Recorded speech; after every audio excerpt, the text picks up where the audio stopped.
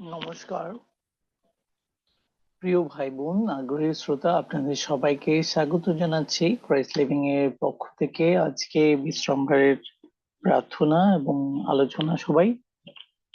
আজকে আমরা আলোচনা করব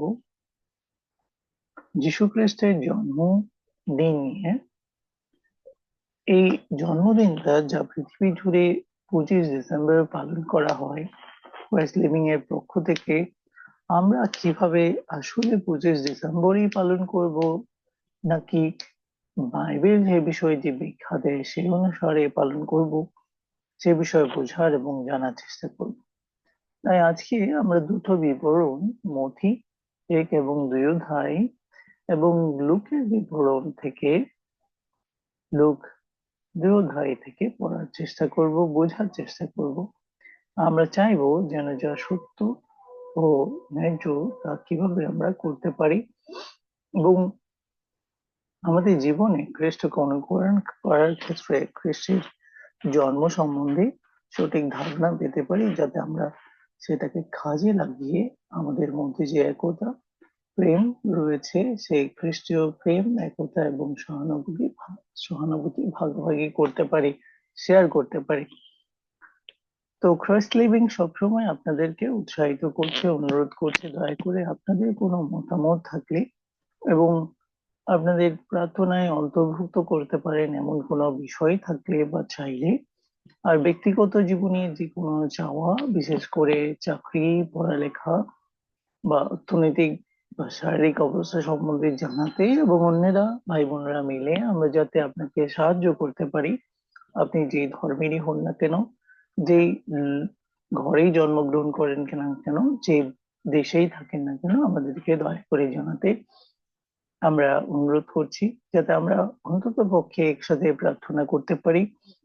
আপনার জন্য সাহায্য করার ক্ষেত্রে নিকটবর্তী ক্রাইস্ট লিভিং এর ভাই বোনদের সাথে সে বিষয়ে শেয়ার করতে পারি এবং কেন্দ্রীয়ভাবে ক্রাইস্ট লিভিং যাতে আপনার সাথে আপনার আনন্দ সুখ দুঃখের ভাগাভাগি করতে পারি, যাতে আমরা পরিপূর্ণভাবে খ্রিস্ট যিশুকে অনুকরণ করি। প্রিয় ভাই বোন, আগ্রহী শ্রোতা, আপনাদেরকে জানাই যে আমরা ক্রাইস্ট লিভিং কোনো ধর্ম নই বা কোনো ধর্মকে অনুসরণ করছি না। আমরা খ্রিস্ট যিশুকে অনুকরণ করার চেষ্টা করি। বাইবেলে যিনি পৃথিবীতে এসেছিলেন, ঈশ্বরের পুত্র হিসেবে পৃথিবীতে আমাদের জন্য জন্মগ্রহণ করেছিলেন এবং আমাদেরকে পিতা ঈশ্বরের সাথে সম্মিলিত করেছিলেন। ক্রাইস্ট লিভিং এর ওয়েবসাইট আপনারা দেখতে পাবেন। সে বিষয়ে আরো বিস্তারিত জানার জন্য আপনাদেরকে ক্রাইস্ট লিভিং ওয়েবসাইটটি ঘুরে দেখার জন্য অনুরোধ করি। ক্রাইস্ট লিভিং আপনাদের সবসময় এই বিষয়টা জানাতে পেরে খুশি, যে আনন্দিত যে ক্রাইস্ট লিভিং হলো একটি বিশ্বাস ভিত্তিক উদ্যোগ যা পিতা ঈশ্বরের 10 আজ্ঞা অনুযায়ী ঈশ্বরের পুত্র যীশু খ্রিস্টের জীবনকে অনুকরণ করার মাধ্যমে সকল মানুষকে জীবনযাপন করতে উৎসাহিত করে। আমরা ঈশ্বরের রাজ্যের প্রজা হিসেবে বাইবেলের শিক্ষা, প্রার্থনা এবং ঈশ্বরীয় প্রেমের সহভাগিতার মাধ্যমে পবিত্র শক্তির সাহায্যে আধ্যাত্মিক বৃদ্ধি ও রূপান্তরকে লালন করি। দয়া করে লক্ষ্য করুন, প্রথম তিমথিও 2 অধ্যায় 5-6 পদে বলে, কারণ একমাত্র ঈশ্বর আছেন এবং ঈশ্বর ও মনুষ্যদের মধ্যে একমাত্র মধ্যস্থ আছেন। সে মধ্যস্থতাকে তিনি মনুষ্য যীশু খ্রিস্ট, তিনি সকলের নিমিত্ত মুক্তির মূল্যরূপে আপনাকে প্রদান করিয়াছেন। তাই আমরা আপনাদেরকে উৎসাহিত করছি, দয়া করে জানার চেষ্টা করুন বিশ্রামবার আজকে যে আমরা পালন করছি শনিবার, সেটা কেন গুরুত্বপূর্ণ, যীশু খ্রিস্টকে কিভাবে আমরা অনুকরণ করতে পারি, আজকের দিনের শাস্ত্রপদগুলো আপনারা এখান থেকে দেখতে পারেন এবং ঈশ্বরের 10 আজ্ঞা আমরা কিভাবে পালন করব সে বিষয়ে জানতে পারি। আপনাদের প্রেম, দয়া এবং ব্যক্তিগত জীবনের সুখ আনন্দ আমাদের সাথে শেয়ার করার জন্য এখানে বিভিন্ন সাইটগুলো দেওয়া আছে, ফেসবুক, হোয়াটসঅ্যাপ, ইউটিউব, এক্স এবং ইনস্টাগ্রামও আপনারা আমাদেরকে শেয়ার করতে পারেন। বাইবেল সম্বন্ধে যারা আরো জানতে চান তারা বাইবেল ভিত্তিক কোর্স এখানে রয়েছে, এই লিঙ্কের মাধ্যমে জানতে পারবেন। এবং আপনারা যদি অন্য কোনো ভাষাতে এই বিষয়টাকে, এই ওয়েবসাইটটাকে ট্রান্সলেট করতে চান, তাহলে ট্রান্সলেট টু ইউর ল্যাঙ্গুয়েজ এখানে ক্লিক করে সেখানে ওয়েবসাইট অপশনে ক্রাইস্ট লিভিং দেওয়ার পরেই এটা সব সময় আপনাদের জন্য সেই ভাষাতে অনুবাদিত হয়ে যাবে। ক্রাইস্ট লিভিং এ আমরা যারা একসাথে প্রচেষ্টা করছি, আমাদের জন্য একটা আইডি রয়েছে এবং এই আইডির মাধ্যমে আমরা একটা অ্যাকাউন্টে যুক্ত হয়ে যাই। তো এই আইডি আপনাদের জন্য প্লাস্টিক পলিতে দেওয়ার জন্য এবং এটা ডাটাবেজে সংরক্ষণ করার জন্য 100 টাকা খরচ পড়ে। আর অ্যাকাউন্টস হিসাবে ন্যূনতম বিনিয়োগ বা আমরা যারা এখানে একজন অংশী হিসাবে যুক্ত হই তাদের জন্য 100 টাকা মিনিমাম যুক্ত করে টোটাল 200 টাকার মধ্যে আমরা এই আইডিটা করতে পারি। এটা বিকাশ বা রকেটের মাধ্যমে, নগদের মাধ্যমে, ব্যাংক এর আইডি আইএফআইসি এর মাধ্যমে বা প্রাইম ব্যাংকের মাধ্যমে আপনারা সেই টাকাটা পাঠাতে পারেন। এই আইডিটার শুরুর অংশ আপনারা দেখতে পাচ্ছেন, আপনাদের ছবি যুক্ত। তো এখানে কিছু তথ্য রয়েছে, আপনারা ক্লিক করে সেই তথ্যগুলো ইনপুট করলেই হবে। এছাড়া আমরা এখানে দেখতে পাচ্ছি আপনাদের নিজস্ব বাইবেল পড়ার জন্য এখানে বাইবেল এবং সেই বাইবেলের ব্যাখ্যাটা রয়েছে। 20 নম্বরের আজকের সভাতে আমরা যারা যুক্ত হয়েছি, 20 নম্বরের আলোচনা প্রার্থনা ক্লাসলিমের জুম সবার এখানে আইডি দেওয়া রয়েছে, পাসওয়ার্ড দেওয়া রয়েছে। তাছাড়া আপনারা এই লিঙ্কে ক্লিক করার মাধ্যমে সরাসরি ক্লাসলিমিং এ যুক্ত হতে পারবেন। আমরা যীশু খ্রিস্ট যে ক্রসে মারা গিয়েছেন, অর্থাৎ ক্রুশে মারা গিয়েছেন, সে বিষয়ে বিশ্বাস করি। তো কেন সে বিষয়ে বিশ্বাস করি সেই তথ্যটা এখানে স্পষ্টভাবে তুলে ধরা হয়েছে। এরপর আপনাদের মতামত জানাতে দয়া করে আমাদের ইমেইলের মাধ্যমে জানাতে পারেন। এবং এখানে যে ছবি আপনারা দেখতে পাচ্ছেন ক্রাইস্ট লিভিং এর সেই টি শার্ট যুক্ত সেই ছবি যখন আপনার আইডি হয়ে যাবে এবং আমরা যখন কাজ করতে শুরু করব তখন আমরা চেষ্টা করব যে একটা পরিচয় হিসেবে, ইউনিফর্ম হিসেবে এটা পরে কাজ করার জন্য। তো এই ইউনিফর্মের একটা সাদা গেঞ্জি চেষ্টা করব আমরা সেই খ্রিস্টের রক্তে আমাদেরকে ধুয়ে এবং আমাদের হৃদয়ে খ্রিস্টের সেই আমাদের জন্য মৃত্যু বরণ করেছেন সেই বিষয়টাকে জানার জন্য প্রচেষ্টা করব এবং আমাদের জীবনে কাজে লাগাবো। তাই ক্রাইস্ট লিভিং এখানে লেখা আছে, এখানে গালাতীয় 2:20 লেখা আছে। যখন আপনি এটাতে ক্লিক করবেন তখন বুঝতে পারবেন যে কিভাবে ক্রাইস্ট লিভিং এর বিষয়গুলো পরিচালিত হচ্ছে। তো সেই বিষয়টাকে আপনি পরিপূর্ণভাবে অনুকরণ করতে প্রস্তুত থাকলে দয়া করে এই লিঙ্কে ক্লিক করে আপনার তথ্যগুলো দিয়ে সে আইডি এবং অন্যান্য বিষয়গুলো করতে পারেন। আপনাদের সবাইকে ধন্যবাদ জানাই আজকে আমাদের সাথে যুক্ত হওয়ার জন্য। তাই আসুন আমরা প্রচেষ্টা করি একসাথে। আমরা ক্রাইস্ট লিভিং কে কোনো ধর্ম হিসেবে দেখছি না। আমরা বাইবেলে বলা হয়েছে যে সর্বজাতির প্রার্থনা গৃহ, যেটা যিশায় 56:7 বলা হয়েছে, a house of prayer for all peoples। সেই ঈশ্বরকে প্রার্থনা করার প্রচেষ্টা করি যিনি সবার জন্য আদম থেকে এই পরিবার প্রস্তুত করেছেন এবং মধ্যস্থ হিসেবে খ্রিস্ট যিশুকে দিয়েছেন, যিনি আমাদের জন্য মুক্তির মূল্যরূপে নিজেকে প্রদান করেছেন, যাতে আমরা আদমজাত অসিদ্ধতা থেকে মুক্তি পেয়ে চিরকালীন যে অনন্ত জীবন, সেই জীবন লাভ করতে পারি। তাহলে প্রিয় ভাই বোন, আগ্রহী শ্রোতা, আসুন আমরা শুরু করি আজকের আলোচনা। আজকের আলোচনায় আমরা যে বিষয়টা আলোচনা করব সেটা খুবই গুরুত্বপূর্ণ আমাদের পরিচয় হিসেবে ক্রাইস্ট লিভিং এ। আমরা যীশু খ্রিস্টের জন্মদিন পালন করব কিনা বা যীশু খ্রিস্টের জন্মদিন পালনের বিষয়ে বাইবেল কি বলে এবং সেটা আমরা পৃথিবীব্যাপী আমাদের যে ভাই বোন রয়েছে তাদের সাথে কিভাবে অনুকরণ করতে পারি। তাহলে এই বিষয়টা আসুন একসাথে আলোচনা শুরু করি। আপনাদের মতামত গুলো আপনারা কমেন্টসে জানাতে পারবেন এবং আপনাদের আরো বিস্তারিত তথ্য জানাতে চাইলে বা জানতে চাইলে আমাদেরকে হোয়াটসঅ্যাপ বা ইমেইলেও জানাতে পারেন, যে তথ্যগুলো ক্রাইস্ট লিভিং ওয়েবসাইটে দেওয়া হয়েছে। তো শুরুতে আসুন প্রার্থনা করি। আপনাদের যাদের নিজেদের কোনো প্রার্থনা বা মতামত প্রার্থনার শেষের প্রার্থনায় যুক্ত করতে চান, দয়া করে আপনাদের কমেন্টসে জানাবেন এবং সেখান থেকে আমরা পৃথিবীব্যাপী ভাই বোনদের সাথে আপনার জন্য, আপনার পরিবারের জন্য একসাথে প্রার্থনা করব, প্রচেষ্টা করব যাতে আমরা করতে পারি। লুক 2 এবং মথি 1 ও 2 আলোচনার জন্য আমরা পিতা ঈশ্বর খ্রিস্ট যিশুর শক্তি প্রার্থনা করছি। আসুন একসাথে প্রার্থনা করি। আমাদের পিতা প্রভু যীশু খ্রিস্ট, যিনি স্বর্গের ঈশ্বর, আমাদের জন্য পৃথিবীতে নিজেকে মুক্তির মূল্য দিতে এসেছিলেন। হে খ্রিস্ট যিশু, আপনার পবিত্র নামের গৌরব হোক। পিতা, পুত্র, পবিত্র আত্মা, এই বিষয়ে আপনি আমাদেরকে শিক্ষা দিয়েছেন যেন আমরা প্রচেষ্টা করি পিতা ঈশ্বরের 10 আজ্ঞাকে অনুকরণ করার জন্য। তাই প্রভু খ্রিস্ট যিশু, আপনাকে অনুকরণ করতে আপনি যেভাবে করেছেন সেই বিষয়গুলো করার জন্য, এবং প্রথম শতাব্দীর যে খ্রিস্টান যারা আপনাকে অনুকরণ করছিলেন এবং স্বর্গদূতেরা যেভাবে সেই বিষয়গুলো পবিত্র আত্মার মাধ্যমে আপনি বাইবেলে লিখেছেন, সে বিষয়ে আজকে আমরা জানার প্রচেষ্টা করব। আজকে আমরা প্রচেষ্টা করব আপনার জন্মদিন সম্বন্ধে এবং সেটা কিভাবে আমরা পালন করতে পারি, কত তারিখে বা কিভাবে পালন করব সেরকম বিষয়গুলোর মধ্যে সমন্বয় করার জন্য, এবং আমাদের যে আনন্দ সেটা সবার সাথে ভাগাভাগি করার জন্য, শেয়ার করার জন্য দয়া করে আপনার পবিত্র আত্মা দিয়ে আমাদের সাহায্য করুন।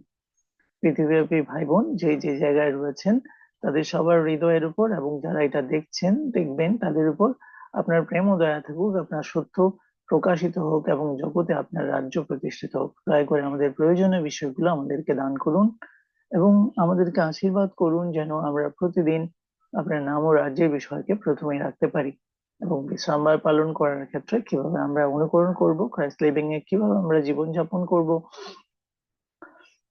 একজন খ্রিস্টের শিষ্য হিসাবে দয়া করে আমাদের উত্তম পরিচালনা ও নির্দেশনা দিন। এ পর্যন্ত আপনি আমাদেরকে যে সাহায্য করেছেন তার জন্য আপনাকে ধন্যবাদ জানাই। প্রভু যীশু খ্রিস্ট আলোচনার শুরুতে বিশ্রামবারের এই প্রার্থনা আলোচনায় আপনার পবিত্র আত্মা চেয়ে বিনতি, দয়া করে আপনার পবিত্র নামে শ্রবণ ও গ্রহণ করুন। আমেন। ধন্যবাদ প্রিয় ভাই বোন। আসুন তাহলে আমরা প্রথমে মথি 1 অধ্যায় থেকে আমরা প্রভু যীশু খ্রিস্টের বংশাবলী যে তালিকা সেখানের অংশ প্রভু যীশু খ্রিস্টের জন্ম বিবরণ থেকে পড়তে শুরু করি। 18 পদ থেকে পড়ছি। যীশু খ্রিস্টের জন্ম এইরূপে হইয়াছিল, তাহার মাতা মরিয়ম যোসেফের প্রতি বাগদত্তা হইলে তাহাদের সহবাসের পূর্বে জানা গেল তাহার গর্ভ হইয়াছে পবিত্র আত্মা হইতে। আর তাহার স্বামী যোসেফ ধার্মিক হওয়াতে ও তাহাকে সাধারণের কাছে নিন্দার পাত্র করিতে ইচ্ছা না করাতে গোপনে ত্যাগ করিবার মানস করলেন। তিনি এই সকল ভাবিতেছেন, এমন সময় দেখো প্রভুর এক দূত স্বপ্নে তাকে দর্শন দিয়া বললেন, যোসেফ, দাউদ সন্তান, তোমার স্ত্রী মরিয়মকে ভয় করিও না, কেননা তাহার গর্ভে যাহা জন্মে আছে তাহা পবিত্র আত্মা হতে হইয়াছে।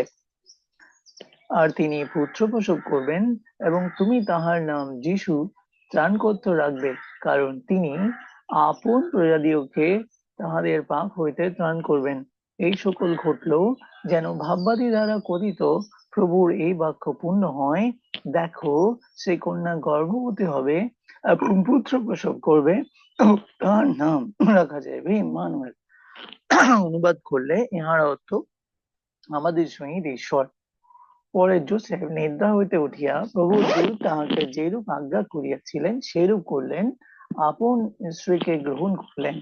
আর তিনি যে পর্যন্ত তিনি পুত্র প্রসব না করলেন সেই পর্যন্ত যোসেফ তাহার পরিচয় লইলেন না, আর তিনি পুত্রের নাম যীশু রাখলেন। এই পর্যন্ত আমরা মথি 1 অধ্যায় থেকে যোসেফের সাথে মরিয়মের বিয়ে এবং যিশুর জন্মের প্রাক্কালীন অবস্থা পর্যন্ত দেখতে পেয়েছি। এবার আসুন আমরা একসাথে লুকের বিবরণ থেকে জানার চেষ্টা করব।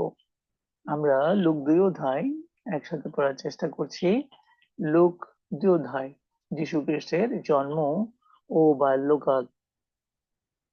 সেই সময়ে অগস্ট কৈশোরের এই আদেশ বাহির হলো যে সমুদয় পৃথিবীর লোক নাম লিখিয়া দিবে। সুরিয়ার শাসনকর্তা কুরিনিয়ের সময়ে এই নাম লেখান হয়। সকলে নাম লিখে দেবার নিমিত্ত আপন আপন নগরে গমন করি। আর যোসেফও গালিলের নাসরত নগর হতে জিহুদিয়ার বেথলেহেম নামক দাউদের নগরে গেলেন, কারণ তিনি দাউদের কুল ও গোষ্ঠীজাত ছিলেন। তিনি আপন বাগদত্তা স্ত্রী মরিয়মের সহিত নাম লিখে দেওয়ার জন্য গেলেন, তখন তিনি গর্ভবতী ছিলেন। তাহারা সেই স্থানে আছেন এমন সময় মরিয়মের প্রসবকাল সম্পূর্ণ হলো, আর তিনি আপন প্রথম জাত পুত্র প্রসব করলেন এবং তাহাকে কাপড়ে জড়াইয়া জাপাত্রে শোয়াইয়া রাখলেন, কারণ প্রান্তশালায় তাহাদের জন্য স্থান ছিল না। 4:8 ওই অঞ্চলে মেষ পালকেরা মাঠে অবস্থিতি করছিল এবং রাত্রিকালে আপনাদের আপন আপন পাল চকি দিতেছিল। আর প্রভুর এক দূত তাহাদের নিকটে আসিয়া দাঁড়ালেন এবং প্রভুর প্রতাপ তাদের চারদিকে দীপ্যমান হলো, তাহাতে তারা অতিশয় ভীত হলো। তখন দূত তাহাদিওকে বললেন, ভয় করিও না, কেননা দেখো, আমি তোমাদিওকে মহানন্দের সুসমাচার জানাইতেছি। সেই আনন্দ সমুদয় লোকেরই হবে, কারণ অদ্য দাউদনগরে তোমাদের জন্য ত্রাণকর্তা জন্মিয়াছে, তিনি প্রভু খ্রিস্ট যিশু, তিনি খ্রিস্ট প্রভু। আর তোমাদের জন্য ইহাই চিহ্ন, তোমরা দেখিতে পাবে একটি শিশু কাপড়ে জড়ান ও জাপাত্রে শোয়ানো রহিয়াছে। পরে হঠাৎ স্বর্গীয় বাহিনীর এক বৃহৎ দল ওই দূতের সঙ্গী হয়ে ঈশ্বরের স্তবগান করতে করতে করতে কইতে লাগলেন, ঊর্ধ্বলোকে ঈশ্বরের মহিমা, পৃথিবীতে তাহার প্রীতিপাত্র মনুষ্যদের মধ্যে শান্তি। দূতগণ তাহাদের নিকট হতে স্বর্গে চলে গেলে পর মেষ পালকেরা পরস্পর কহিল, চলো আমরা একবার বেথলেহেম পর্যন্ত যাই এবং যে ব্যাপারে প্রভু আমাদিওকে জানালেন তাহা গিয়া দেখি। পরে তাহারা শীঘ্র গমন করিয়া মরিয়ম ও যোসেফ এবং সেই জাতপাত্রে শোয়ান শিশুটিকে দেখিতে পাইল। দেখিয়া বালকটির বিষয়ে যে কথা তাহাদিওকে বলা হয়েছিল তাহা জানালো। তাহাদের যত লোক মেষপালকগণের মুখে ওইসব কথা শুনল, সকলে এই সকল বিষয়ে আশ্চর্য জ্ঞান করল। কিন্তু মরিয়ম সেই সকল কথা হৃদয়ের মধ্যে আন্দোলন করতে করতে মনে সঞ্চয় করতে লাগলেন। আর মেষপালক দিগকে যেরূপ বলা হয়েছিল তদ্রূপ সকলে শুনিয়া ঈশ্বরের প্রশংসা স্তবগান করতে করতে ফিরে আসলো। আর যখন বালকটির ত্বক ছেদনের জন্য 8 দিন পূর্ণ হলো, তখন তার নাম যিশু রাখা গেল, এবং এই নাম তার গর্ভস্থ হইবার পূর্বে দূতের দ্বারা রাখা হয়েছিল। এই পর্যন্ত আমরা যিশুর জন্ম এবং 8 দিন পর্যন্ত লক্ষ্য করেছি। আসুন আমরা এর পরের অংশে যাওয়ার আগে এখানে একটা ছোট্ট অংশ লক্ষ্য করি। এখানে লক্ষ্য করেছেন যে স্বর্গদূতেরা ঈশ্বরের পুত্রের প্রশংসা করছিল এবং সেই স্বর্গদূত যিনি এ বিষয়ে ঘোষণা করছিলেন তার সাথে অন্যেরা এসে ঈশ্বরের আনন্দ গান করতে লাগলেন। ঊর্ধ্বলোকে ঈশ্বরের মহিমা, পৃথিবীতে তাহার প্রীতিপাত্র মনুষ্যদের মধ্যে শান্তি। আর আমরা লোক বিবরণের নিচে লক্ষ্য করতে পারি 20 পদে লেখা আছে, মেষ পালক দিগকে যেরূপ বলা হয়েছে তাহারা তদ্রূপ সকলেই শুনিয়া ঈশ্বরের প্রশংসা ও স্তবগান করিতে করিতে ফিরে আসলো। এ পর্যন্ত যিশুর জন্ম আমরা দেখলাম এবং বালকটির ত্বকছেদনের সময় ইতিমধ্যে 8 দিন হয়েছে, তার নাম যিশু রাখা হয়েছে তাও দেখলাম। এবার আসুন, যখন যিশুকে দেখার জন্য দূর দেশ থেকে কতজন এসেছিল কিনা আমরা তো জানি না, কিন্তু জ্ঞানী লোকেরা এসেছিল, সেই বিষয়ের কথা লক্ষ্য করি। এখন আমরা লক্ষ্য করছি মথি 2 অধ্যায় প্রথম পদ থেকে লক্ষ্য করব। হেরোদ রাজার সময়ে জিহুদিয়ার বেথলেহেমে যিশুর জন্ম হইলে পর দেখো, পূর্ব দেশ হইতে কয়েকজন পণ্ডিত জেরুসালেমে আসিয়া কহিলেন, তাই না, কয়েকজন, জিহুদীদের যে রাজা জন্মিয়াছেন তিনি কোথায়? কারণ আমরা পূর্ব দেশে তাহার তারা দেখিয়াছি ও তাহাকে প্রণাম করিতে আসিয়াছি। এই কথা শুনিয়া হেরোদ রাজা উদ্বিগ্ন হলেন ও তাহার সমুদয় জেরুসালেম উদ্বিগ্ন হল। আর তিনি সমস্ত প্রধান যাজক ও লোক সাধারণের অধ্যক্ষগণকে একত্র করিয়া তাহাদেরকে জিজ্ঞেস করলেন, খ্রিস্ট কোথায় জন্মিবেন? তাহারা তাকে বললেন, জিহুদিয়ার বেথলেহেমে। কারণ ভাববাদী দ্বারা এরূপ লিখিত হইয়াছে, আর তুমি হে জিহুদা দেশের বেথলেহেম, তুমি জিহুদার অধ্যক্ষদের মধ্যে কোনো মতে ক্ষুদ্রতম নও, কারণ তোমা হতে সেই অধ্যক্ষ উৎপন্ন হবেন যিনি আমার প্রজা ইসরায়েলকে পালন করবেন। তখন হেরোদ সেই পণ্ডিতগণকে গোপনে ডেকে ওই তারা কোন সময় দেখা গিয়েছিল এবং তাহা তাহাদের নিকট হইতে বিশেষ করিয়া জানিয়া লইলেন। পরে তিনি তাহাদিওকে বেথলেহেমে পাঠাইয়া দিয়া কহিলেন, তোমরা গিয়া বিশেষ করিয়া সেই শিশুর অন্বেষণ করো, দেখা পাইলে আমাকে সংবাদ দিও, যেন আমি গিয়া তাহাকে প্রণাম করতে পারি। রাজার কথা শুনে তারা প্রস্থান করলেন। আর দেখো, পূর্ব দেশে তাহারা যে তারা দেখিয়াছিলেন, তাহাদের অগ্রে অগ্রে চলিল।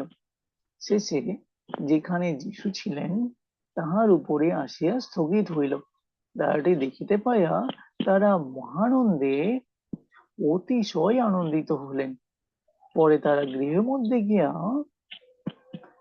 শিশুটিকে তাহার মাতা মরিয়মের সহিত দেখিতে পাইলেন ও ভূমিষ্ঠ হইয়া তাহাকে প্রণাম করলেন এবং আপনাদের ধন কোষ খুলিয়া তাহাকে স্বর্ণ, কুণ্ডল ও গন্ধরস উপহার দিলেন।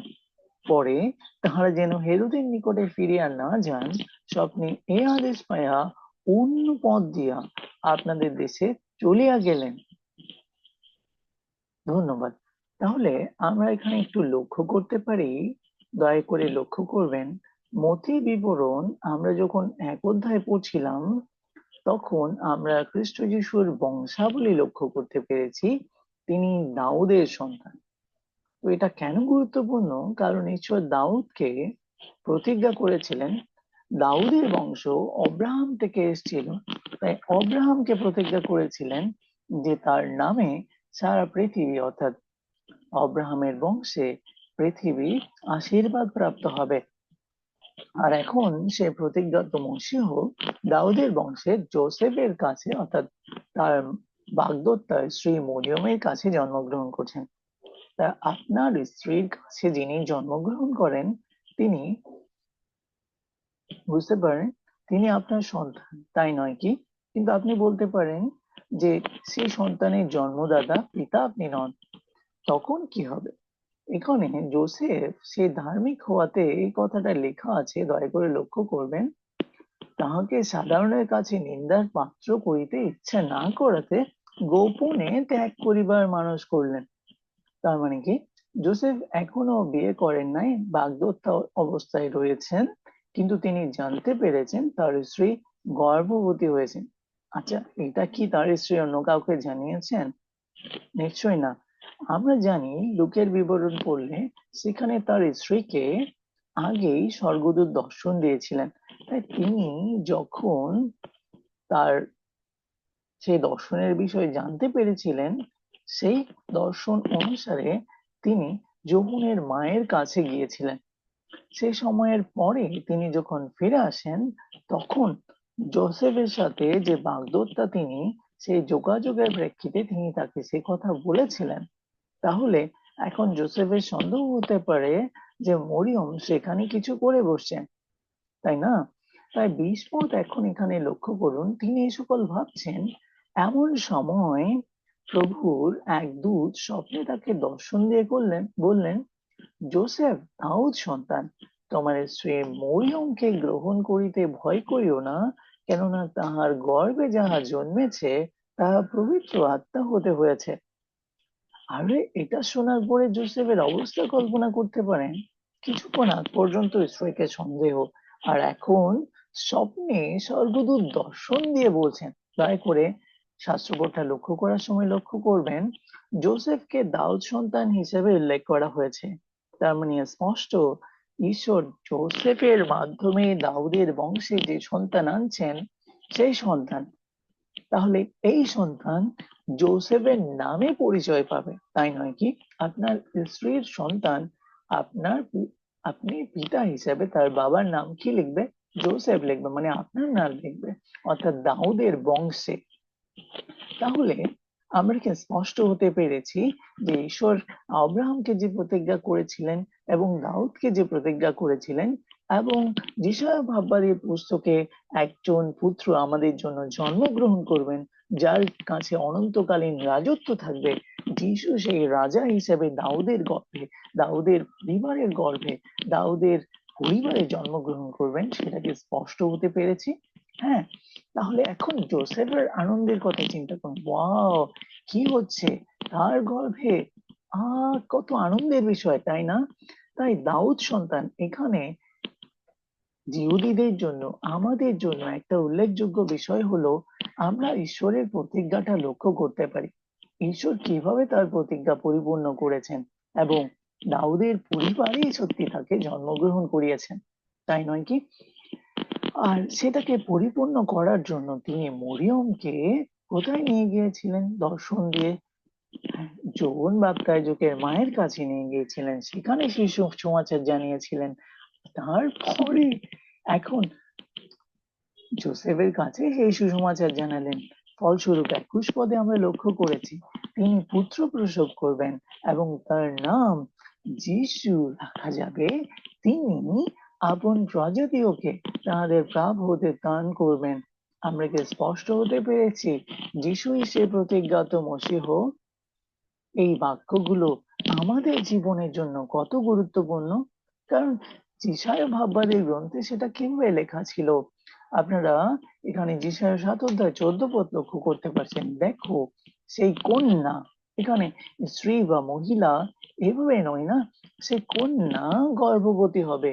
বুঝতে পেরেছি, বিবাহিত হয়েছেন, কিন্তু কিন্তু বাগদত্তা যখন ছিলেন সেই সময় ঈশ্বর কিভাবে সময়টাকে ব্যবহার করেছেন, সেই সময় সে কন্যা অবস্থায় তিনি গর্ভবতী হয়েছেন এবং পুত্র প্রসব করবে আর তার নাম রাখা যাবে ইম্মানুয়েল। তার মানে যিশুর নাম কি হলো? আমাদের সহিত ঈশ্বর।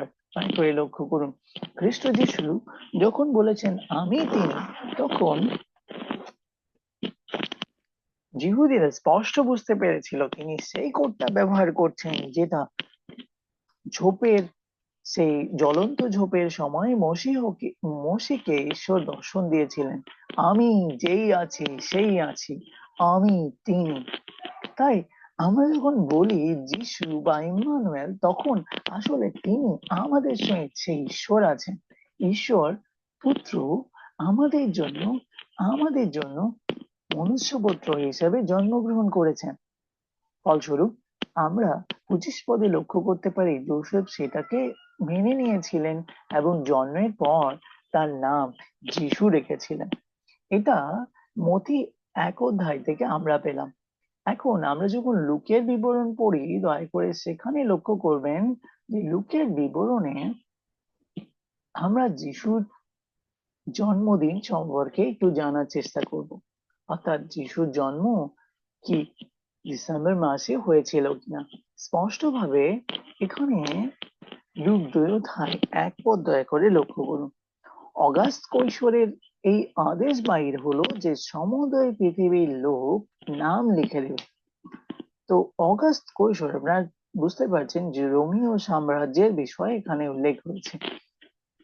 তো দানিয়েলে আমরা লক্ষ্য করতে পারি, দানিয়েল 2 অধ্যায়ে যখন রাজা নবুকদনেশ্বর এক রাজ্যের দর্শন দেখেছিলেন, এক বিশাল মূর্তি যার শেষ অংশ ছিল লোহা দিয়ে মূল পর্যন্ত, সেই শাসনকর্তা হচ্ছে রোমীয়রা।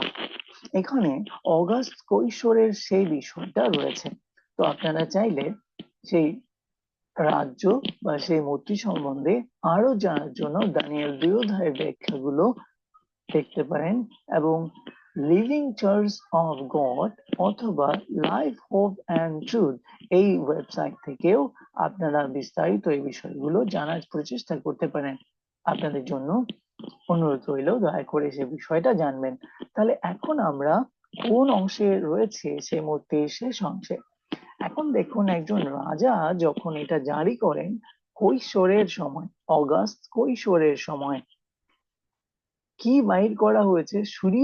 সুরিয়ার শাসনকর্তা কুরিনিয়ের সময় এই নাম লেখানো হয়। স্পষ্টভাবে সাল বলছে সম্রাট এবং শাসনকর্তা। এলাকার বা অঞ্চলের জন্য যিনি শাসনকর্তা ছিলেন তিনি কুরিনীয়। তাহলে কুরিনীয় কোথাকার শাসনকর্তা? সুরিয়ার শাসনকর্তা। কি নাম লেখা হয়েছিল? কি আদেশ জারি করা হয়েছিল? সকলে নাম লিখে দেওয়ার জন্য আপন আপন নগরে আসবে। তার মানে অর্থাৎ আমরা যখন ভোটার আইডি কার্ড বা নিজেদের সম্পত্তির বিষয়ে নিজের নাম লিখতে যাই তখন নিশ্চয়ই আপনি আপনার গ্রামের ঠিকানা স্থায়ী ঠিকানা হিসেবে উল্লেখ করেন, কারণ সেখানেই আপনার বাড়ি বা পূর্বপুরুষ রয়েছেন। তাই এখন এখানে যে নিয়ম দেওয়া হয়েছে সেই নিয়ম হলো যে সকলের নাম লেখা দেওয়ার জন্য আপন আপন নগরে বা গ্রামে বা যেখানে জন্মগ্রহণ করেছেন সেখানে যেতে হবে। চারপদ লক্ষ্য করুন, যোসেফ গালিলের নাসরত নগর হতে জিহুদিয়ার বেথলেহেম নামক দাউদের নগরে গেলেন, কারণ তিনি দাউদের কুল ও গোষ্ঠীজাত ছিলেন। আমাদের কাছে বিষয়টা কত স্পষ্ট হয়েছে, তাই না? দাউদের কুলজাত যোসেফ গালিলের কোন নগরে গিয়েছেন? নাসরত নগর হতে। তাহলে তিনি এখন কোথায় আছেন? নাসরতে আছেন, যেখানে তার বর্তমান ঠিকানা। তিনি তার স্থায়ী ঠিকানা জিহুদিয়ার বৈতলেহেম নামক দাউদের নগরে গেলেন। আপনার আমার কাছে কি বিষয়টা পরিষ্কার? এখন এই যে গেলেন, তিনি আপন বাগদত্তার স্ত্রী মরিয়মের সহিত নাম লিখে দেওয়ার জন্য গেলেন। তখন ইনি গর্ভবতী ছিলেন। এবার একটু চিন্তা করুন, বিয়ে হয়েছে, আমরা দেখেছি আপনি বিবাহিত স্ত্রীকে নিয়ে যেতে পারেন, বা ইতিমধ্যে বাগদত্তা হয়েছেন, তাহলে আপনার পাসপোর্টে সেই তথ্য সেই নাম লিখতে পারেন।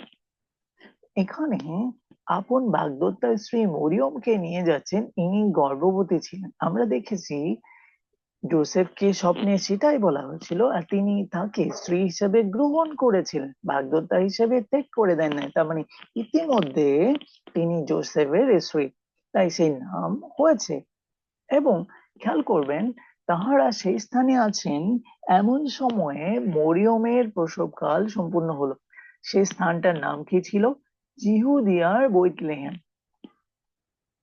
হয়তো আপনার পুরনো বাড়িতে গেলে আপনি দেখবেন যে গ্রামের বাড়ি তেমন ভাঙাচোরা হয়ে গেছে, বা আপনি যদি ঠিক করে রাখেন যে হয় মেরামত করে রাখেন যে হয়, হতে পারে সেখানে গিয়ে থাকতে পারেন। কিন্তু তিনি যেখানে নাম লিখতে গিয়েছিলেন সেই ইহুদিয়ার বেথলেহেমে যে জায়গায় গিয়েছিলেন সেখানে দয়া করে লক্ষ্য করবেন সেহেরা স্থানে আছেন এবং সেই সময়ে মরিয়মের প্রসবকাল সম্পূর্ণ হলো।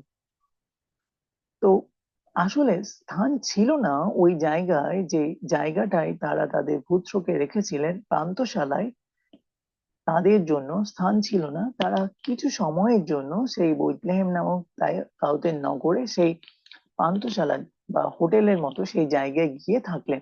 কিন্তু সেখানে ইতিমধ্যে অনেক লোক আছে, নাম লিখা দেওয়ার জন্য বিভিন্ন শহর থেকে নগর থেকে এসছেন।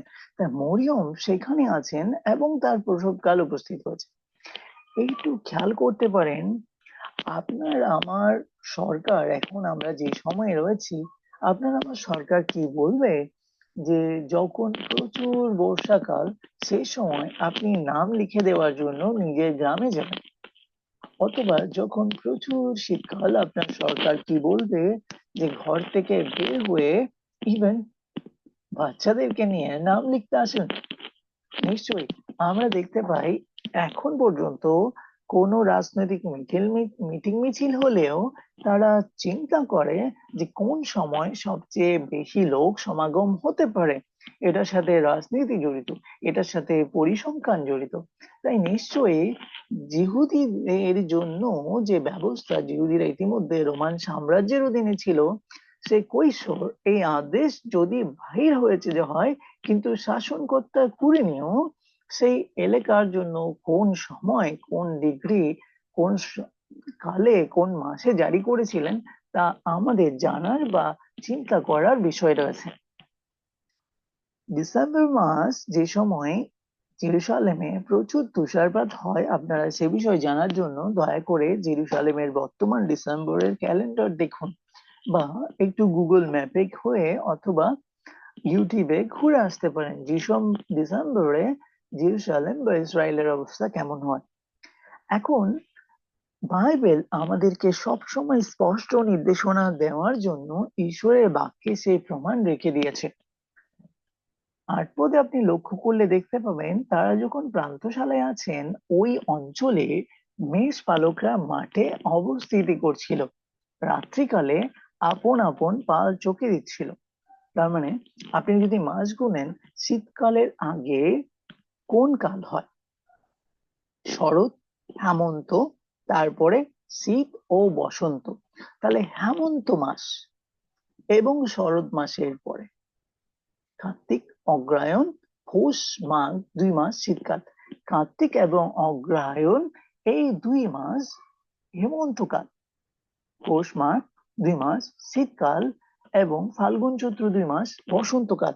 তাহলে কার্তিক এবং অগ্রহায়ণ মাসে, অর্থাৎ যে সময়ে হেমন্তকাল, ওই অঞ্চলে মেষ পালকেরা মাঠে অবস্থিতি করছিল।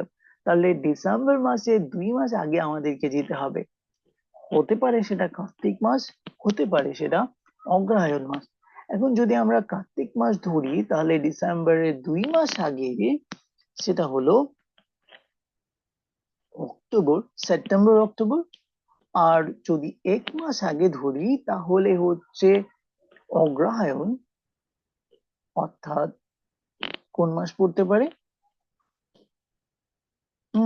অক্টোবর নভেম্বরের এখানে কাছাকাছি কোনো সময়। স্পষ্ট তো? হ্যাঁ, সেটা ডিসেম্বর নয়। তাহলে বাইবেল স্পষ্ট করে বলছে না কোন তারিখ কোন মাস, কিন্তু আমাদেরকে একটু অনুমান করতে সাহায্য করছে। কেন এটা বাইবেলে লেখা নেই বা বলা নেই? ঈশ্বর কি আমাদের জন্মদিন পালন করতে নিষেধ করছেন? তাই কি হয়? আসলে একটু লক্ষ্য করুন কি লেখা আছে ৯ পদে। প্রভুর এক দূত তাহাদের নিকটে এসে দাঁড়ালেন এবং প্রভুর প্রতাপ তাহাদের চারদিকে দোদুল্যমান হলো, আর তাহাতে তাহারা অতিশয় ভীত হলো। ঈশ্বর যদি চাইতেন যীশু খ্রিস্টের জন্মদিনটা অন্যেরা না জানুক, তাহলে সে অবস্থায় রেখে দিতে পারতেন, কিন্তু ঈশ্বর সেটা চাননি। আমরা যেন খ্রিস্ট যীশুর জন্মদিন সম্পর্কে জানি এবং জানতে পারি, সেজন্য বাইবেলে এখানে এই অবস্থা লেখা হয়েছে। তিনি আপন দূতকে পাঠিয়েছেন। দয়া করে লক্ষ্য করুন, দূত তাদের নিকট এসে দাঁড়ালেন এবং সেই সময় মেষপালকেরা অতিশয় ভীত হয়েছে। কিন্তু দূত কি বলেন ১০ পদে লক্ষ্য করুন, দূত তাদেরকে বললেন, ভয় করিও না, কেননা দেখো আমি তোমাদেরকে মহা আনন্দের সুসমাচার জানাচ্ছি, আর সেই সুসমাচার সমুদয় লোকেরই হবে। আমরা এই ১০ পদের ইংরাজি অনুবাদ লক্ষ্য করলে দেখব, but the Angel said to them, do not be afraid, I bring you good news that will cause great joy for all the people. অর্থাৎ আব্রাহামকে যে কথা বলা হয়েছিল, স্বর্গদূত সেই কথাই বলছেন, তাই না? সমস্ত লোকের জন্য আশীর্বাদ হবে, গ্রেট জয়, ব্লেসিং, তাই না? তাই যীশু খ্রিস্টের জন্মদিন সম্বন্ধে ঈশ্বর নিজেই আমাদেরকে জানিয়েছেন, তবে কোন মাসে সেটা যেহেতু জানাননি। এখন আমাদের চিন্তা, আমরা কি জন্মদিন পালন করব না? অবশ্যই আমরা জন্মদিন পালন করব। খ্রিস্ট যিশুর জন্য সেটা ঈশ্বর জানিয়েছেন এবং আনন্দ করার জন্য জানিয়েছেন, তাই না? তাই আপনি যখন আপনার বাচ্চার জন্মদিন পালন করেন, সেটা সত্যি আনন্দের বিষয়। এবং আমরা এখন যীশু খ্রিস্ট ইতিমধ্যে জন্ম নিয়েছেন, সেটা যখন প্রতি বছর উদযাপন করি, অন্যদেরকে জানাই, আমরা সেই মহানন্দের সুসমাচারটাই জানাচ্ছি আসলে, যেটা যে খ্রিস্ট যিশু আমাদের জন্য জন্ম নিয়েছেন। এবং এখন আমরা কোন সময় রয়েছে, এটা মহা আনন্দের সুসমাচার। তাই খ্রিস্ট যিশুর জন্মদিন পালন করা, বা আমরা যেটা বলছি ক্রিসমাস, সেটা পালন করা অশাস্ত্রীয় নয়, কারণ ঈশ্বর সেটা করে দিয়েছেন। ১১ পদ দয়া করে লক্ষ্য করুন কি বলছেন স্বর্গদূত, অদ্য দাউদের নগরে তোমাদের জন্য ত্রাণকর্তা জন্মেছেন, তিনি খ্রিস্ট প্রভু। আরে ঈশ্বর আমাদেরকে সুসমাচার জানিয়েছেন, আর আমরা যখন খ্রিস্টের সুসমাচার বলি অন্যদেরকে, তাহলে কৃষ্ণ কবে জন্মগ্রহণ করেছেন সেই বিষয়টা আমরা অন্যদেরকে জানাচ্ছি না। দুঃখের বিষয়, তাই না? খ্রিস্ট এই সময়ে জন্মগ্রহণ করেছেন, কিন্তু তিনি তারিখটা আমাদেরকে জানাননি, আমরা জানি না। কিন্তু একটু চিন্তা করুন তো, মেষ পালকরা সেদিন গিয়েছিল কিনা? হ্যাঁ, সেই দিনই গিয়েছিল। 12 লক্ষ্য করুন, তোমাদের জন্য এই চিহ্ন হবে, তোমরা দেখতে পাবে একটি শিশু কাপড়ে জড়ান ও যা পাত্রে শোয়ান রহিয়াছে। কাপড়ে জড়ানো আর যা পাত্রে শোয়ানো, তার মানে মাত্র জন্মগ্রহণ করেছে, তাই না?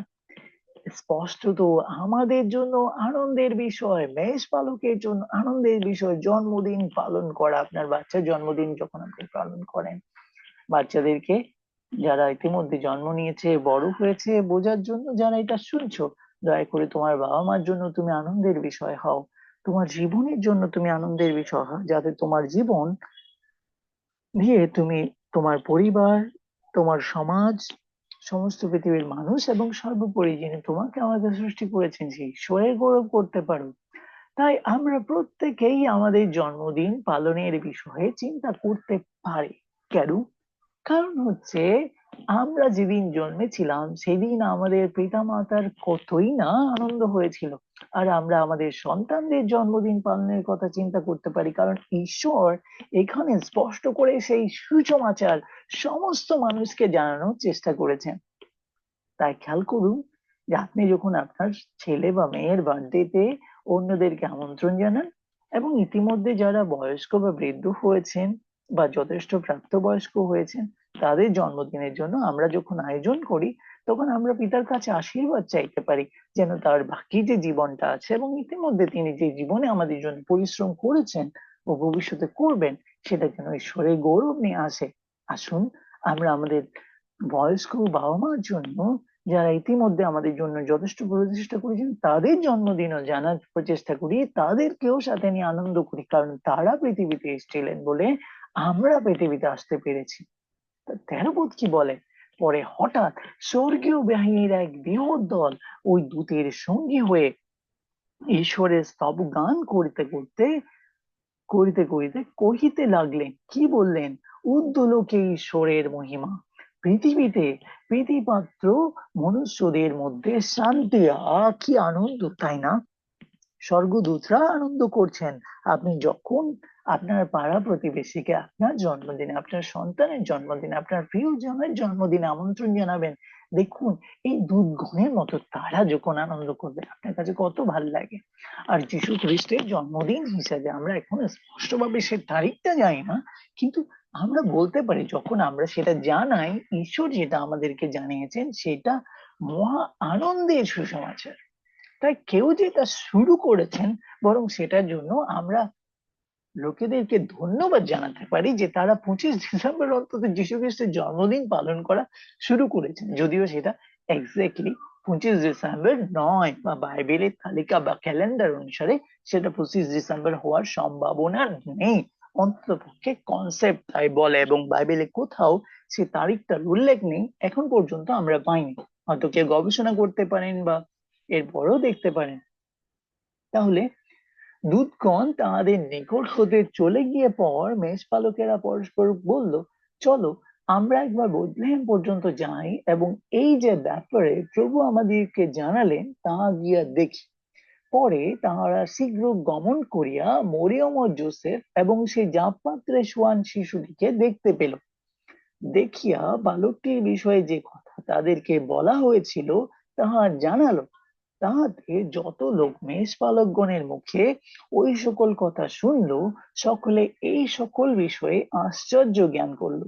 কিন্তু মরিয়ম সেই সকল কথা হৃদয়ের মধ্যে আন্দোলন করতে করতে মনে সঞ্চয় করে রাখলেন। দয়া করে 20 পদ লক্ষ্য করুন।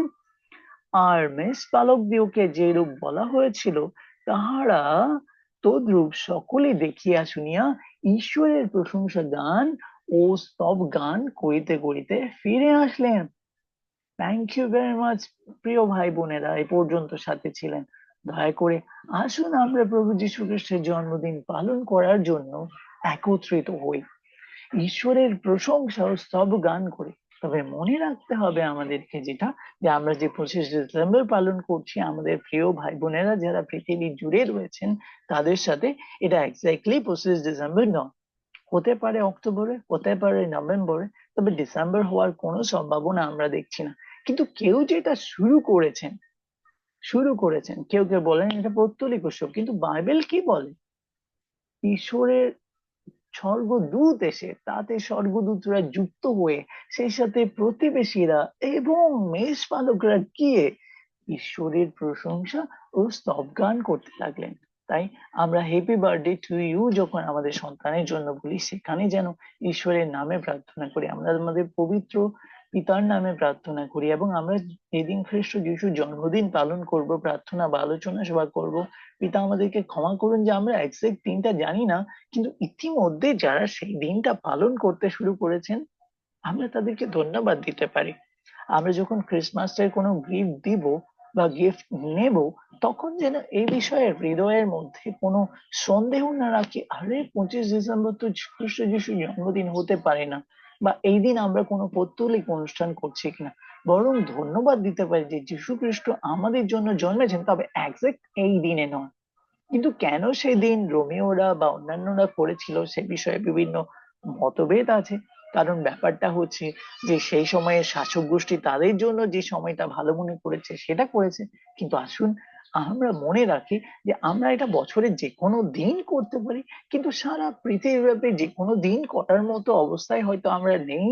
তা ইতিমধ্যে যে দিন পালন করা হচ্ছে 25 ডিসেম্বর, আমরা ক্রাইস্ট লিভিং এর প্রিয় ভাই বোন হিসেবে সারা পৃথিবীব্যাপী আমাদের যে ভাই বোনেরা রয়েছে তাদের সাথে আমাদের কোনো মতামতগত দ্বন্দ্ব বা বিদ্বেষ নেই। আমরা এটা জানাতে চাই যে ক্রাইস্ট লিভিং কোনো ধর্ম নয়, বরং এটা আমাদের সারা পৃথিবী জুড়ে যে পরিবার রয়েছে, খ্রিস্টীয় পরিবার বা ঈশ্বরীয় পরিবার, এটা কোন ধর্মে আছেন, কোন বংশে জন্মগ্রহণ করেছেন, কোন দেশে আছেন তা নয়, বরং আমাদের প্রভু যীশু খ্রিস্ট সম্বন্ধে যে সুসমাচার, সেই সুসমাচার আমরা জানানোর জন্য একতাবদ্ধ হয়েছি।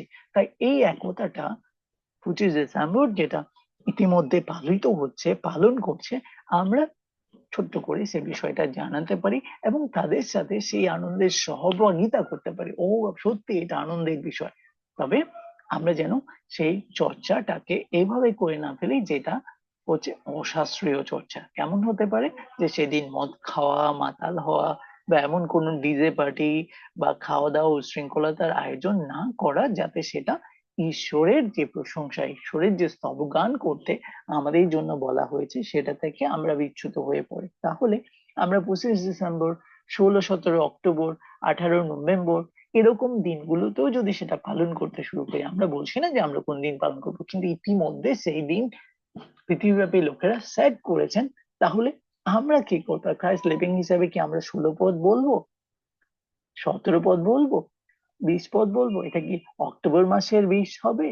তাহলে যদি এভাবে চিন্তা করি যে মথি থেকে মার্ক বা লুক অক্টোবর হবে, নভেম্বর হবে, এভাবে চিন্তা করব, নাকি ইতিমধ্যে যারা পালন করেছেন তাদের সাথে যুক্ত হব, সে বিষয়ে প্রত্যেকের ব্যক্তিগত সিদ্ধান্ত থাকতে পারে। তবে ক্রাইস্ট লিভিং হিসাবে আমরা প্রত্যেককে উৎসাহিত করছি, দয়া করে আপনার জন্মদিন আপনি পালন করতে পারেন। হ্যাঁ, এবং আপনার প্রিয়জনের জন্মদিন দয়া করে পালন করুন, আপনার বাবা মার জন্মদিন আপনি পালন করুন, আপনার সন্তানের জন্মদিন আপনি পালন করুন। এটা করার মাধ্যমে আমরা ঈশ্বরের প্রশংসা ও স্তবগান করতে পারবো। সেই সাথে যদি সম্ভব হয় আপনার পাড়া প্রতিবেশী আত্মীয় স্বজনকেও আমন্ত্রণ জানান যতটুকু সম্ভব। এবং এখানে যেমন দেখেছি আমরা, স্বর্গদূতরাও যেন সে বিষয়ে অংশগ্রহণ করতে পারে, সেজন্য সেখানে ঈশ্বরীয় ঈশ্বরীয় আলোচনা, প্রার্থনা, এবং আমরা আমাদের প্রতিটা জন্মদিনে হয়তো খ্রিস্ট যিশুর এই বিষয়টা, লুক 2 অধ্যায়ের এই অংশটা পাঠ করে একসাথে চিন্তা করতে পারি, বিবেচনা করতে পারি। ফলস্বরূপ আমাদের হৃদয়ে সেই সুসমাচার আলোকিত হবে, আলোচিত হবে, এবং আমরাও ঈশ্বরের পুত্র কন্যা হয়ে উঠতে পারবো। এখন যে বিষয়টা আসে সেটা হচ্ছে উপহার দানের বিষয়ে। আমরা মথি 2 অধ্যায় থেকে একটু লক্ষ্য করতে চাই। মথি 2 অধ্যায়ে উপহার দেওয়ার বিষয় বা উপহার নেওয়ার বিষয় কিছু রয়েছে। আসলে এখানে আমরা লক্ষ্য করি, হেরোদ রাজার সময় জিহুদিয়ার বেথলেহেমে যিশুর জন্ম হইলে পর পূর্ব দেশ হতে কয়েকজন পণ্ডিত জেরুসালেমে আসিয়া কহিলেন। তাহলে দয়া করে লক্ষ্য করুন, রাজা পরিবর্তন, হেরোদ রাজা।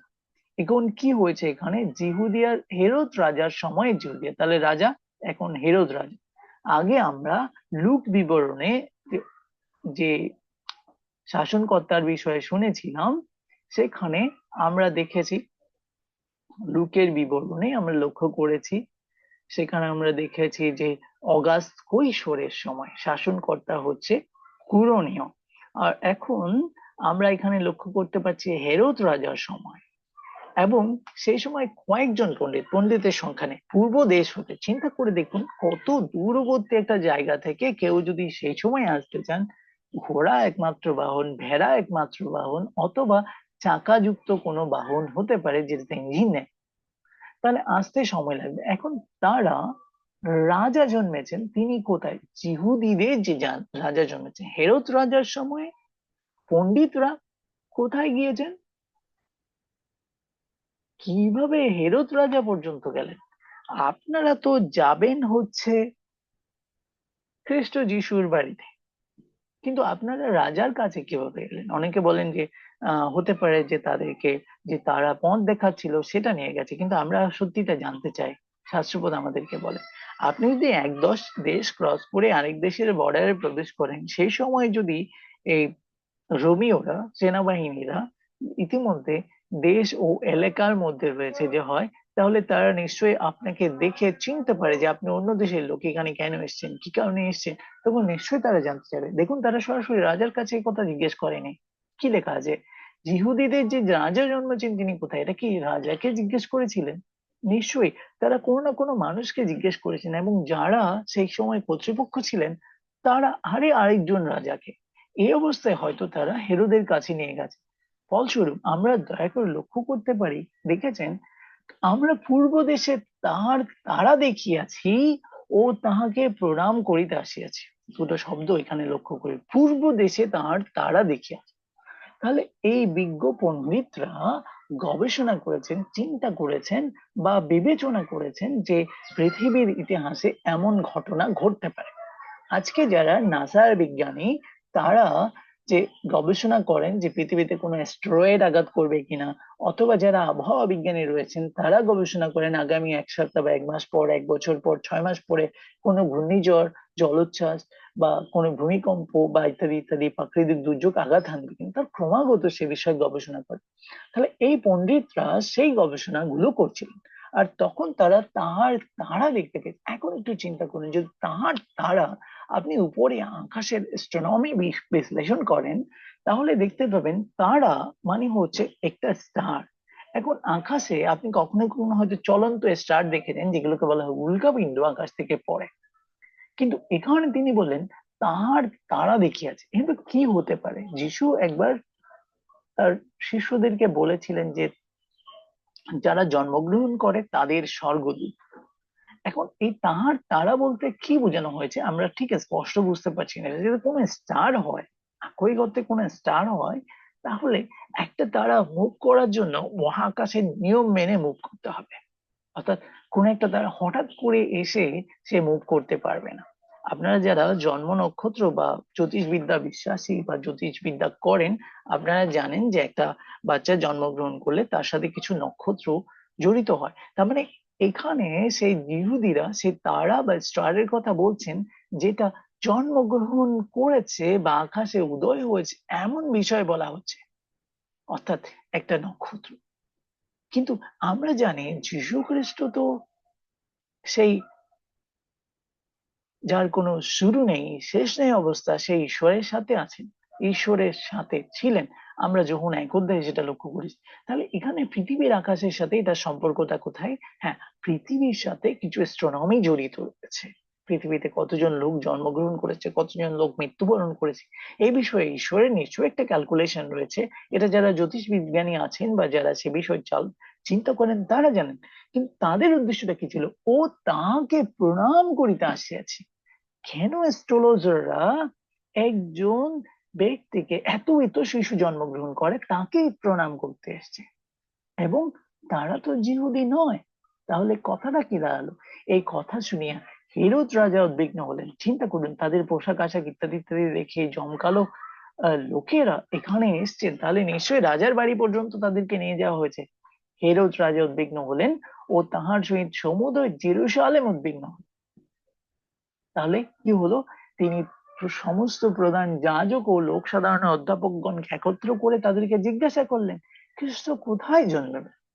তাহলে এখন তিনি জিহুদীদের কাছ থেকে, রাজা হেরোদ জিহুদীদের কাছ থেকে অর্থাৎ প্রধান যাজক এবং লোক সাধারণ দক্ষগণের কাছ থেকে এটা জানার চেষ্টা করেন, যেহেতু তারা নন জিহুদী অর্থাৎ যারা জেরুসালেমে এসছেন খ্রিস্টকে প্রণাম করার জন্য, তারা জানেন না এক্স্যাক্টলি তিনি কোথায় জন্মগ্রহণ করেছেন, কোথায় আছেন, আর তারাও জানতে এসছেন। তখন তিনি জিহুদীদের কাছ থেকে জানতে চান। খেয়াল করুন, এই জিহুদীরা বলছে 5 পদে, তারা তাকে বললেন জিহুদিয়ার বেথলেহেমে, কেননা ভাববাদী দ্বারাই কথা লেখা আছে, হে জিহুদা দেশের বেথলেহেম। আয় শাস্ত্রপদ আমাদেরকে স্পষ্ট করছে কোথায় খ্রিস্ট যিশু জন্মগ্রহণ করবেন সেটা পিতা ঈশ্বর আমাদের কাছ থেকে অলৌকিক ভাবেই রেখে দেন নাই, তিনি লিখে দিয়েছেন তার বাক্যে। মিকা 5:2 যিনি আমার প্রজা ইসরায়েলকে পালন করবেন। তাহলে জিহুদিরা এটা নিশ্চিত ছিল হেরোদ রাজার সময়ে। এখন সে সময়ে আমরা একটু লক্ষ্য করতে চাই যে মিকা 5:2 এখানে আপনারা লক্ষ্য করতে পারছেন। তো হেরোদ রাজার সময় যদি এরকম অবস্থা যে হয়েছে, হয় জিহুদিরা ইতিমধ্যে জানা হয় যিশুর বয়স কত হয়েছে, সেই বিষয়ে একটু চিন্তা করি।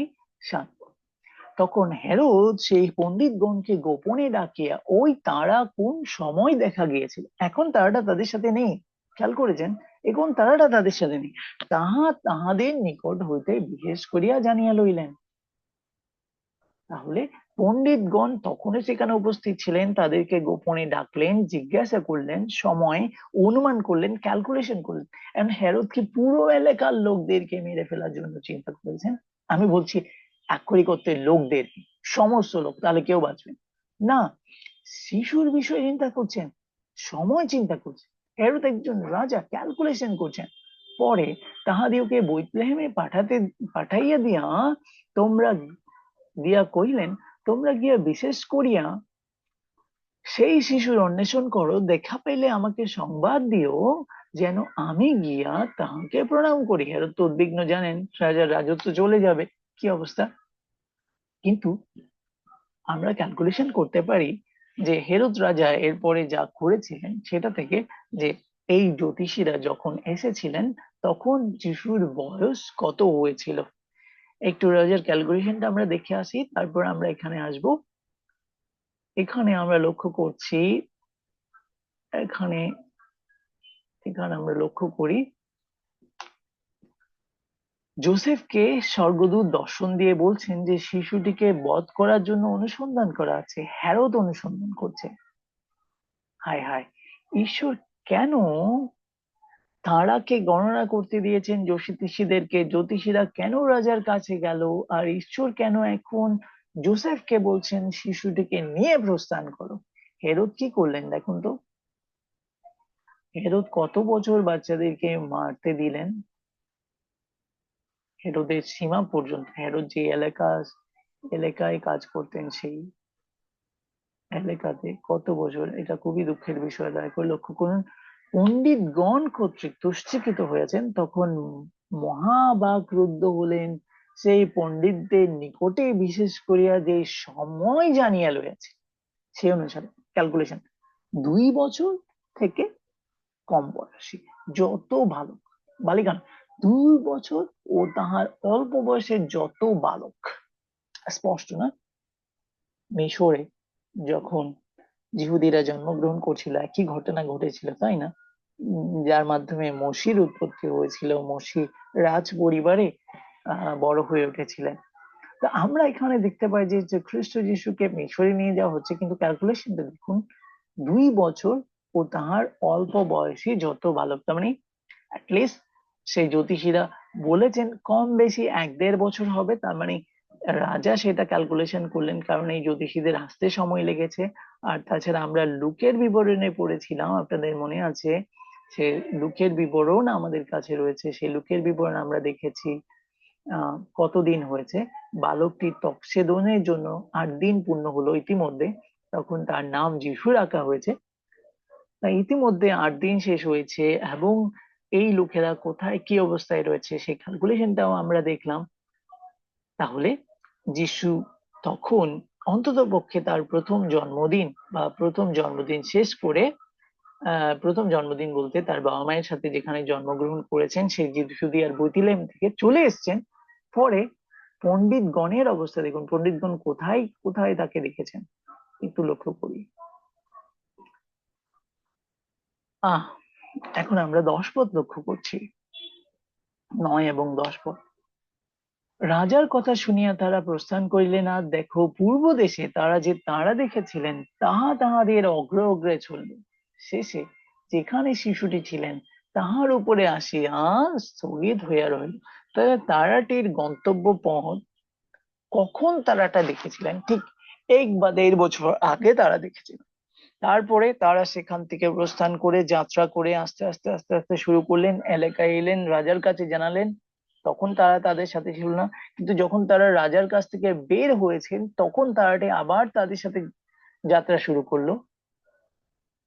তাহলে তারা ক্যালকুলেশন করে কি পেয়েছেন, যে সেই রাজা কোথায় জন্মেন, বেথলেহেমে জন্মেন, জিহুদিয়া জন্মাবেন, ইসরায়েলে জন্মাবেন। তাই তারা ইসরায়েল পর্যন্ত এসেছিলেন, কিন্তু তারাটা তাদের সাথে ছিল না। 9 পদে বলছে তখন যে তারা তারা দেখেছিলেন সেটা উপস্থিত হয়েছে। তার মানে এতক্ষণ তারা ছিল না, সেই স্টারটা ছিল না, কিন্তু এখন সে স্টার দেখা যাচ্ছে। এবং 10 পদে দেখুন, তারাটাই দেখিতে পায় তারা মহানন্দে অতিশয় আনন্দ করলো। তার মানে স্টারটা আকাশেই ছিল। আর পরে তাহারা গৃহ মধ্যে গিয়া শিশুটিকে তাহার মাতা মরিয়মের সাথে দেখতে পেলেন।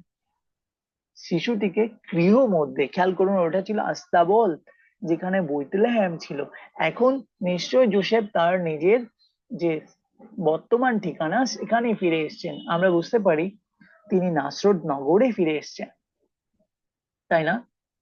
তাই স্পষ্ট যে যিশুকে সেই আহ উপহারগুলো, অর্থাৎ ধনকোষ খুলিয়া স্বর্ণ কুন্দর গন্ধরস উপহার দিলেন, সেটা সেই দিনে ছিল না যেদিন যিশুর জন্মদিন ছিল।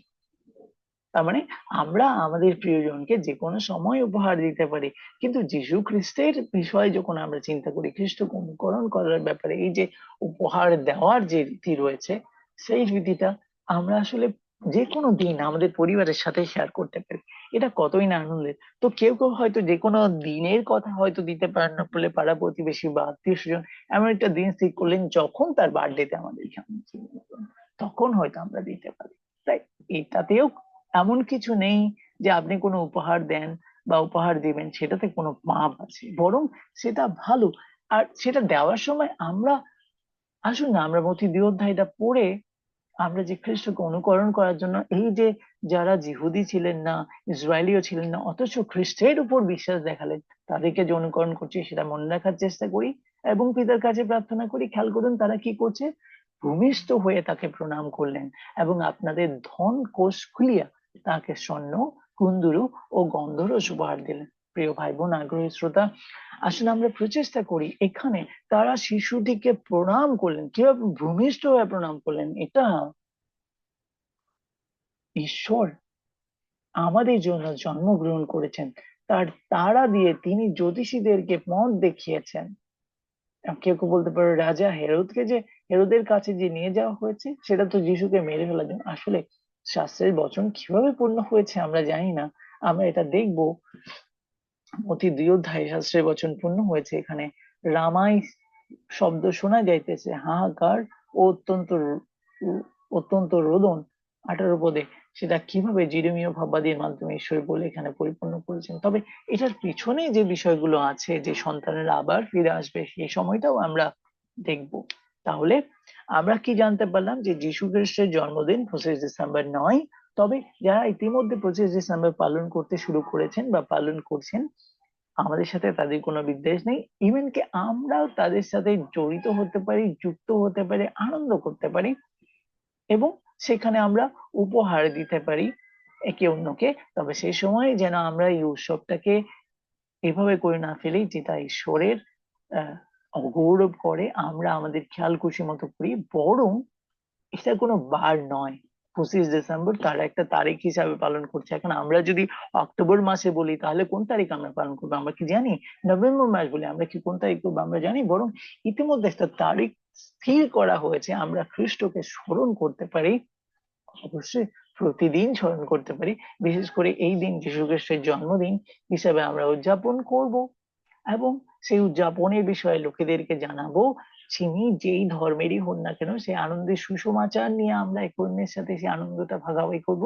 এবং নতুন বছরটা খ্রিস্টকে অনুকরণ করার ক্ষেত্রে ক্রাইস্ট লিভিং এর প্রিয় ভাই বোন, আমরা সবাই পৃথিবীর যে যেখানেই থাকুন না কেন, সমস্ত ঈশ্বরীয় পরিবারের অংশ আদম পরিবার থেকে এসেছি, আমরা খ্রিস্টকে অনুকরণ করার প্রচেষ্টা করি। আপনাদের সবার প্রচেষ্টার উপর আশীর্বাদ থাকুক। আপনাদের মতামত গুলো হোয়াটসঅ্যাপে বা এটা কিছুক্ষণের মধ্যেই যে ইউটিউবে দেওয়া হয়েছে সেই ইউটিউবের মন্তব্যে আপনারা মন্তব্য করতে পারেন, আপনাদের তথ্য বা অন্যান্য বিষয়গুলো জানাতে পারেন। আর ক্রাইস্ট লিভিং এর একজন প্রিয় ভাই বোন হিসেবে আমরা একে অন্যের সাথে যুক্ত হওয়ার জন্য আমরা ক্রাইস্ট লিভিং এর এই যে আইডি রয়েছে, christliving.card.co, এই ওয়েবসাইটে লগ ইন করতে পারি এবং এখান থেকে আমরা নিজেদেরকে তথ্যগুলো দিয়ে খ্রিস্ট যিশুকে অনুকরণ করতে প্রস্তুত এই লিংকের মাধ্যমে আমরা নিজেদের তথ্যগুলো দিয়ে একজন খ্রিস্ট যিশুকে অনুকরণ করে গালাতীয় 2:20 মতো খ্রিস্টকে অনুকরণ করার প্রচেষ্টায় অংশগ্রহণ করতে পারি। তো এটার পরেই আমরা একটা আইডি কার্ড পাবো, বা আপনাদের তথ্যগুলো দিলেই আপনারা একটা আইডি কার্ড পাবেন। সেই আইডি কার্ডটা কোথায় কি অবস্থায় আপনাদেরকে জানাতে হবে, পাঠাতে হবে, সেই তথ্যগুলো আপনারা এই ওয়েবসাইট থেকে পেয়ে যাবেন। আপনাদের প্রচেষ্টার উপর প্রেম ও আশীর্বাদ থাকুন। আসুন আমরা যেখানে যে অবস্থায় যে ধর্মেই থাকি না কেন, খ্রিস্টের জন্মদিন বিষয়ে বিভ্রান্তিটা আমরা এড়িয়ে চলি, বরং সত্যটা জানি। আর আমাদের নিজেদের প্রিয়জন, পরিবার, সন্তান সন্ততি, এমনকি আমাদের বাবা মায়ের জন্মদিনও আমরা পালন করতে শুরু করি। আর সেই দিনে মথি এবং লুকের আজকের আলোচনা করা অধ্যায়গুলো পাঠ করি, এবং আমাদের জন্মদিনটাকে ঈশ্বরীয় জন্মদিন, ঈশ্বর আমাদেরকে দিয়েছেন এমন আনন্দ করি যাতে সেখানে ঈশ্বরের প্রশংসা ও স্তবগান হয়। সেই সাথে আমরা আমাদের প্রতিবেশী, আমাদের পাড়া প্রতিবেশীদের সাথে সে আনন্দ ভাগাভাগি করি। ধন্যবাদ। আসুন একসাথে প্রার্থনা করি। তো আপনাদের মন্তব্যের মধ্যে একজন ভাইয়ের কাছ থেকে এরকম ছিল, রিকোয়েস্ট ছিল যে তার পরিবার একটা ধর্মের মধ্যে রয়েছে, একটা বিষয় পালন করছে, যারা সেই আনন্দগুলো ভাগাভাগি করে না বা অন্যদের সাথে শেয়ার করে না, এগুলো পৌত্তলিক দিন হিসাবে মনে করে এবং তাদেরকে সত্যি এক অন্যকে উপহার দেওয়া, প্রশংসা করা, জন্মদিন পালন করা থেকে বিরত রেখেছে, বরং খ্রিস্ট থেকে বিরত রেখেছে। সেই অবস্থা থেকে মুক্ত হতে পারে এবং তাদের বিবাহিত জীবন, পারিবারিক জীবনের উপর সেই সংগঠনের অনেক বড় চাপ রয়েছে। তারা তাদেরকে দাসের মতো ব্যবহার করছে, ভাই বোন হিসাবে আলাদা করে ফেলছে, পরিবারের উপর বিভিন্ন বোঝা চাপিয়ে দেওয়া হয়েছে ব্যক্তি জীবনের উপর। কিভাবে তারা সেখান থেকে মুক্ত হতে পারেন সেই জন্য প্রার্থনা করতে অনুরোধ করেছেন। আসলে আমরা একসাথে সে ভাইয়ের বিষয় অন্তর্ভুক্ত করি, এবং আপনাদেরও কোনো প্রার্থনার বিষয় থাকলে দয়া করে আমাদেরকে জানাবেন, যাতে আমরা একসাথে আগামীতেও প্রার্থনা করতে পারি। তাহলে আসুন প্রার্থনা করি। আমাদের পবিত্র স্বর্গস্থ ঈশ্বর, খ্রিস্ট যিশু আমাদের প্রভু, আপনি ঈশ্বর এবং ঈশ্বরীয় পুত্র হিসেবে পৃথিবীতে জন্মগ্রহণ করেছিলেন। পিতা ঈশ্বরকে আমাদের কাছে তুলে ধরেছেন ঈশ্বরের 10 আজ্ঞা অনুসারে জীবনযাপন করার জন্য। আপনার জন্মদিন পালন করার বিষয়ে যারা শুরু করেছিলেন তারা কোন দিন বাছাই করেছেন, কেন বাছাই করেছেন, ইতিমধ্যে যা স্থিরীকৃত হয়েছে। তবে আমরা বাইবেল থেকে যা জানতে পেরেছি যে আপনার জন্ম ডিসেম্বরে নয় বরং অক্টোবর বা নভেম্বরে, সে এক্সাক্ট তারিখটা আমরা জানি না প্রভু। তবে আমরা কিভাবে সেই জন্মদিন পালন করতে পারি, সেই জন্মদিনে কিভাবে আমরা আনন্দ করতে পারি আমাদের নিজেদের, আমাদের পরিবারের সদস্যদের, আমাদের প্রিয়জনের, আমাদের সন্তানদের, আমাদের বাবা মায়ের জন্মদিন এবং আমাদের পাড়া প্রতিবেশীর জন্মদিন পালন করার ক্ষেত্রে প্রতিবেশীদের সাথে আনন্দ ভাগাভাগি করতে দয়া করে আপনার পবিত্র আত্মা দিয়ে আমাদেরকে সাহায্য করুন, যেন আমরা সেখানে ঈশ্বরের প্রশংসা করি, স্তবগান করি, আপনার নামের গৌরব করি। আজকের এই আলোচনার উপর আপনার পবিত্র আত্মা ছিল বলে আমরা যা কিছু জানতে পেরেছি, বুঝতে পেরেছি, তা যেন আমাদের কথায়, কাজে, চিন্তায় দেখাতে পারি এবং অন্যদের সাথে শেয়ার করতে পারি। দয়া করে আমাদের সাহায্য করুন। আমাদের একজন ভাইয়ের পরিবারের লোকেরা এটা সংগঠনের মধ্যে বদ্ধ অবস্থায় রয়েছেন, তাদের পরিবার বিবাহিত জীবনের উপর বিভিন্ন চাপ, প্রতিকূলতা তৈরি হচ্ছে, এবং সেই সংগঠনে যারা রয়েছে তারা খ্রিস্টর কাছ থেকে এবং আপনার জন্মদিন পালনের বিষয় থেকে লোকেদেরকে দূরে রাখছে, তাদের মধ্যে যে বিভেদ দ্বন্দ্ব তৈরি করছে, সেগুলো আপনি জানেন পিতা। তাই দয়া করে তারা কিভাবে মুক্ত হতে পারেন, তারা আপনার সত্যকে জানতে পারেন এবং তারা স্বাধীন হতে পারেন, দয়া করে সেই স্বাধীনতার পথে তাদেরকে আহ্বান করুন, তাদেরকে সাহায্য করুন। আপনি এই পর্যন্ত আমাদেরকে দয়া করেছেন, আজকে বিশ্রামবারের প্রার্থনা আলোচনায় আমরা অংশ নিতে পেরেছি, এই জন্য আপনাকে ধন্যবাদ জানাই। ভবিষ্যতের দিনগুলো আপনার প্রেম ও দয়া এবং আশীর্বাদ থাকুক। এই আলোচনা শেষে আপনাকে ধন্যবাদ জানিয়ে আপনার কাছে পাপ ও অশুদ্ধতার জন্য ক্ষমা চেয়ে প্রার্থনা আপনার পবিত্র নামে চাই। যারা খ্রাইস্ট লিভিং এ যুক্ত হবেন তাদের উপরও আপনার আশীর্বাদ থাকুক। এই বিনতি আমাদের উত্তম উদাহরণ আপনার পবিত্র নাম খ্রিস্ট যিশুর নামে। প্রভু দয়া করে শ্রবণ ও গ্রহণ করুন। আমেন। ধন্যবাদ প্রিয় ভাই বোনেরা, আপনাদের সবার জীবন সুখের হোক, আনন্দ হোক, এবং আসুন আমরা এখন একে অন্যের জন্মদিনে উপহার দেওয়া, একে অন্যকে আমন্ত্রণ জানানো আমাদের সাধ্যমতো করে চলি, এবং বিশ্বব্যাপী যে ভাই বোনেরা 25 ডিসেম্বর পালন করছে তাদের সাথেও একাত্ম হই, এবং খ্রিস্টের সঠিক জন্মদিনের বিষয়ে তাদের সাথেও এই ভিডিও থেকে বা অন্যান্য যে বিষয়গুলো ঈশ্বরের বাক্যে উল্লেখ রয়েছে সেখান থেকে জানানোর প্রচেষ্টা করি। আপনাদের প্রচেষ্টার উপর আশীর্বাদ থাকুক। ধন্যবাদ।